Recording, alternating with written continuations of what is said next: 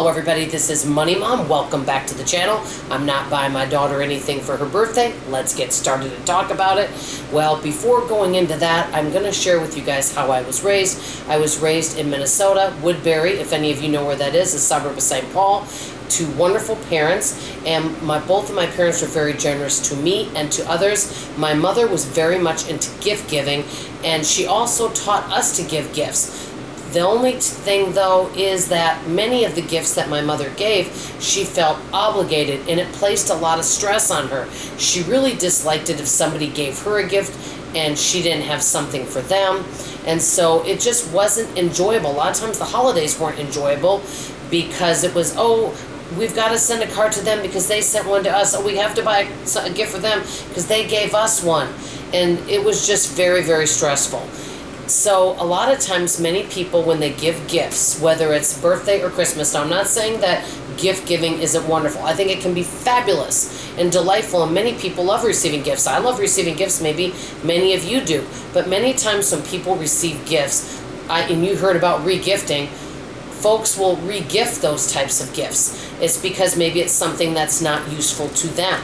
And that's happened in plenty of people's lives. Well, guess what? I'm guilty of that. I pick out gifts for folks, and especially my daughter, for example, of things that she's just really not interested in. She's extremely grateful and very gracious to me, but it's not anything that she would buy for herself. So I was raised, if it's someone's birthday, or if it's Christmas or Hanukkah, or they're graduating, or they're getting married, you should give everyone a gift for that. Now, I love giving gifts.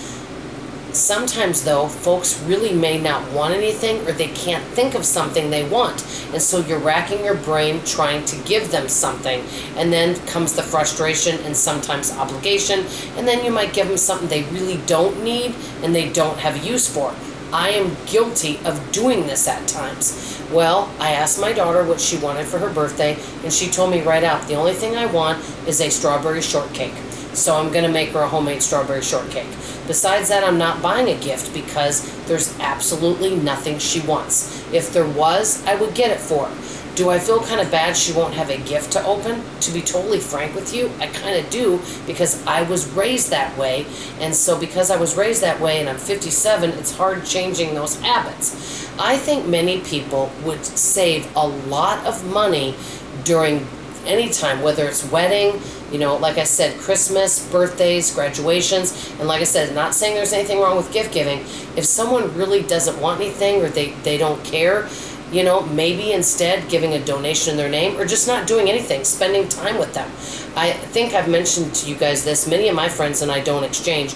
And if I'm out and about and I'm at the grocery store, for example, just the other day, I bought my friend something that she really loves and it's hard to find, and so I picked it up for her. And I'm not doing it for a special gift. But I think if we got away from typical gift giving where it felt like an obligation and it was stressful because maybe it wasn't in your budget, or you felt obligated and you wanted to reciprocate, but maybe you just didn't want to do the gift giving anymore and you just would love to kind of back away from it, it could really save on your budget, number one, but number two, it could save in the landfill. Think of all the gifts that are either re-gifted or just sitting in people's closets of things that just aren't useful to them. So that's all I have to say for now about this. I want to know what you guys think.